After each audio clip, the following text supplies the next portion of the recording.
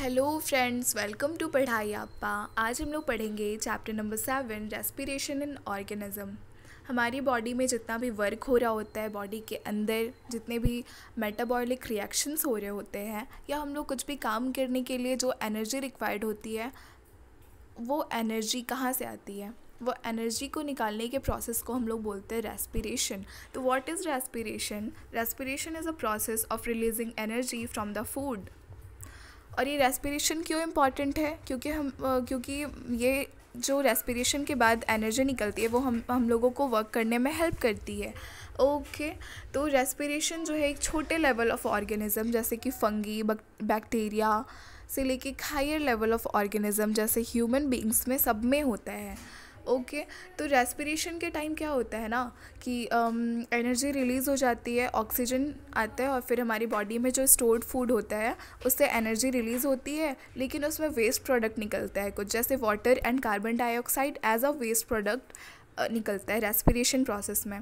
तो और respiration process में क्या होता है, एक्सचेंज ऑफ गैसेस होता है। मतलब जैसे हम लोग ऑक्सीजन लेते हैं और फिर ऑक्सीजन यूज़ हो जाता है हमारी बॉडी में, और फिर उसके वेस्ट में निकलता है कार्बन डाइऑक्साइड, जो कि फिर हम लोग निकाल देते हैं। जैसे हम लोग ऑक्सीजन लेते हैं और कार्बन डाइऑक्साइड निकालते हैं, तो वो एक रेस्पिरेशन प्रोसेस का हिस्सा होता है।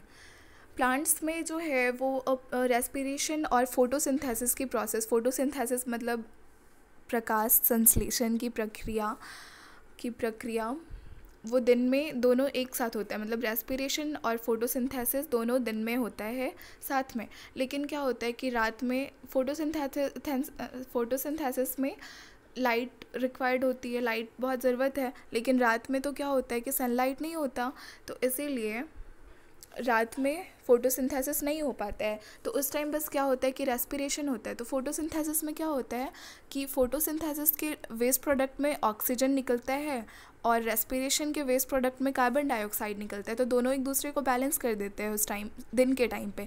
लेकिन रात में क्या होता है कि फोटोसिंथेसिस नहीं हो पाता है, बस रेस्पिरेशन होता है, और as a waste product respiration में कार्बन डाइऑक्साइड निकलता है। तो इसीलिए बोला जाता है कि रात को पेड़ के नीचे नहीं सोना चाहिए। ओके, तो ऑक्सीजन हमारी बॉडी के सेल में पहुंचता है थ्रू ब्रीथिंग वही प्रोसेस को कहते हैं। बहुत सारे बच्चे ब्रीथिंग और रेस्पिरेशन के बीच में कंफ्यूज हो जाते हैं, और ये बहुत कॉमन कंफ्यूजन है। रेस्पिरेशन और ब्रीथिंग दोनों बहुत अलग चीज़ है। रेस्पिरेशन एनर्जी निकालने के प्रोसेस को कहते हैं, और ब्रीथिंग जो हम लोग ऑक्सीजन लेते हैं और कार्बन डाइऑक्साइड छोड़ते हैं उसको हम लोग बोलते हैं ब्रीथिंग। ओके, तो सेलुलर रेस्पिरेशन क्या होता है? इसमें जो है cellular respiration is the process in which cells produce the energy they need to stay alive. Cell में जो रेस्पिरेशन हो रहा है, जो हम लोग को ज़िंदा रखने में बहुत ज़्यादा हेल्पफुल है, उस प्रोसेस को हम लोग क्या कहते हैं? सेलुलर रेस्पिरेशन कहते हैं। अब आ जाते हैं हम लोग सेकंड टॉपिक पे, टाइप्स ऑफ रेस्पिरेशन। तो कितने टाइप के रेस्पिरेशन होते हैं? 2 टाइप के रेस्पिरेशन होते हैं, aerobic respiration and anaerobic respiration. तो एरोबिक रेस्पिरेशन क्या होता है? एरोबिक रेस्पिरेशन जो है वो भी एनर्जी रिलीज़ करता है, release of energy from glucose. Glucose जो है हमारी बॉडी का स्टोर्ड फूड को हम लोग ग्लूकोज नाम देते हैं। हमारी बॉडी में हम लोग जो फूड खाते हैं और वो एक एक सेल में जो स्टोर्ड होता है, वो किस फॉर्म में स्टोर्ड होता है? ग्लूकोज के फॉर्म में स्टोर्ड होता है। तो एरोबिक, ये वर्ड को ही अगर आप लोग थोड़े स्लो मोशन में पढ़ेंगे ना, तो एरोबिक मतलब एयर वर्ड आ रहा है, एयर वर्ड आ रहा है, मतलब ये इन प्रेजेंस ऑफ ऑक्सीजन होता है। ये जो रेस्पिरेशन प्रोसेस है वो ऑक्सीजन के प्रेजेंस में होता है। मतलब कि इस ये एरोबिक रेस्पिरेशन के प्रोसेस में ऑक्सीजन प्रेजेंट होता है, और इसमें वेस्ट प्रोडक्ट क्या निकलता है? Carbon dioxide and water. तो यहाँ पे दिया हुआ एक टेबल भी दिया हुआ है कि ग्लूकोज जो है एक aerobic respiration without the use of oxygen, मतलब ऑक्सीजन के बिना, और यहाँ पे with the use of oxygen मतलब ऑक्सीजन के प्रेजेंस में, और in the absence of oxygen मतलब एब्सेंस ऑफ ऑक्सीजन मीन कि थोड़ा कमी है ऑक्सीजन का। तो अगर बिना ऑक्सीजन का अगर कोई रेस्पिरेशन प्रोसेस हो रहा है तो उसका वेस्ट प्रोडक्ट क्या क्या, मतलब उसके प्रोडक्ट में क्या क्या निकलता है? अल्कोहल फॉर्म होता है, कार्बन डाइऑक्साइड फॉर्म होता है, और एनर्जी। और अगर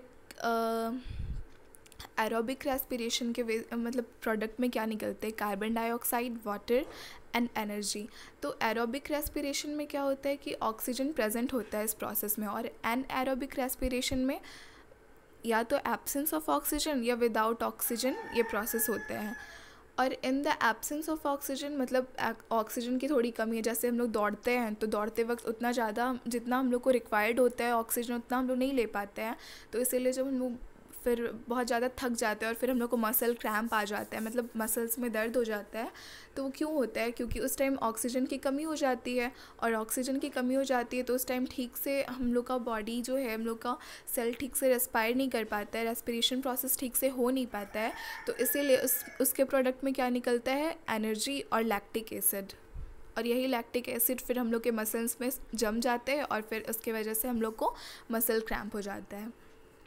anaerobic respiration absence of air में होता है, मतलब इसमें ऑक्सीजन नहीं होता। ओके और एनारोबिक रेस्पिरेशन जो है वो ईस्ट में करवाया जाता है। ईस्ट एक टाइप का, मतलब ईस्ट वगैरह जो है ना वो बेकरी में यूज़ होता है बहुत ज़्यादा फर्मेंटेशन प्रोसेस के लिए।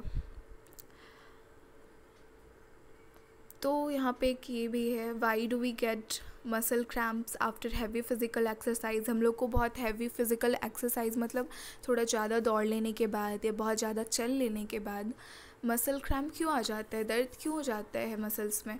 वो इसीलिए होता है क्योंकि हम लोग के दौड़ते वक्त जितना एनर्जी चाहिए तो एनर्जी तो हम लोग को देना ही पड़ेगा क्योंकि हम लोग दौड़ रहे हैं, लेकिन जितना ऑक्सीजन चाहिए उस एनर्जी को निकालने के लिए वो नहीं मिल पाता है। तो इसीलिए क्या होता है कि एब्सेंस ऑफ ऑक्सीजन में रेस्पिरेशन होना शुरू हो जाता है, और इसीलिए क्या फॉर्म हो जाता है, lactic acid plus energy form होता है एज अ प्रोडक्ट ऐसे केस में।